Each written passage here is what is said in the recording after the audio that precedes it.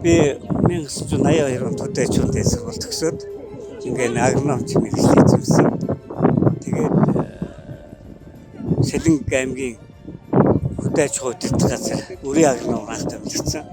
Ингээд их сургууль төгсөөд төссөн нутагтаа одоо удирдах газрын мэргэжлээр орж ажиллаж ирсэн.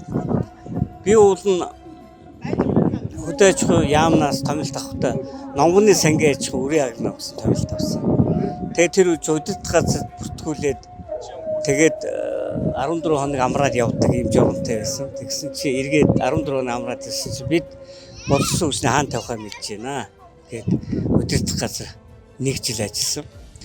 Энэ хугацаанд бол бас их зүйл сурсан. Удирдах газар ажиллаад 17 сангийн аж ахуйгаараа явна. Сангийн аж ахуй болон өөр арга барилтай, туршлагатай их юм сурсан. Ялангуяа удирдах газар бичиг цаасны чадвар нэлээд сайн ажиллав. Тэгээд 83 оны 3 сарын 1-нд Алтан булган сангийн аж ахуй ерөнхий агроnomч тавьчихсан. Тэгээд тэрнээс хойш одоо Алтан булган сантай холбоотой Сэлэнг аймагтайгаа холбоотой ингээд ажиллаж байна. Тэгэхээр өөрөө үзчихсэн гэдэг бол 90 оноос яригдсан. Ачсан хувьсгал яваад ингээд 90 онд анхны ардсан сонгуул явагдсан. Одоо шинэ үндсэн хууль боловсруулах зорилготойгоор аймаг орон нутагт одоо явагдсан. Тэгээ 90 онд би одоо аймгийн тэр үед аймгийн депутатаар сонгогдсон. Би энэ сангийн аж ерөнхий агроном байсан. Би 90 он Саратов мужид одоо яамнаас 3-4 агроном мэргэжлээс курст явсан. Тэгээ миний нэр аймгийн депутат нэр дэвшсэн. Тэгээ би явсан чинь богоон дээр манай тухайн сонгуулийн комиссийн дараа нарийн үсэг даваад сугаалын богоноос таны нэр аймгийн депутат Алтан булган сумаас дэвшлээ. Та хэрэг зөвшөөрж байгаа гарын үсэг өгөө. Таны зөвшөөрөлгүй яг тэгээ зөвшөөрж яана гэж гарын үсэг.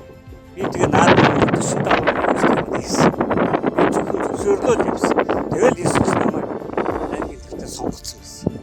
Тийм Алтан булганы ингэж намайг улс төрөнд оруулсан.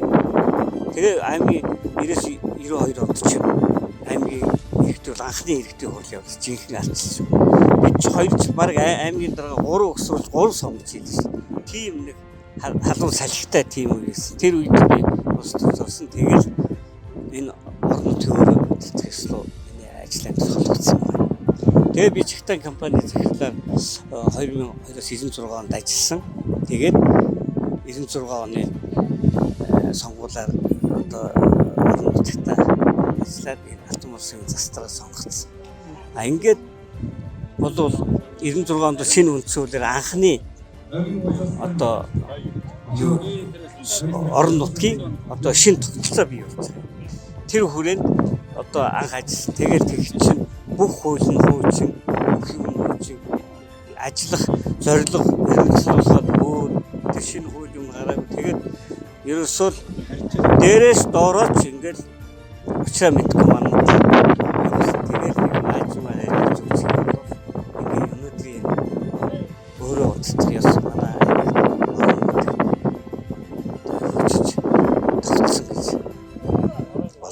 би бас азтай хүмүүс амар юмсан дараагийн би орлогч байсан. 4 жил юмсан дараагийн орлогч чинь би маш их юм сурч байгаа шин.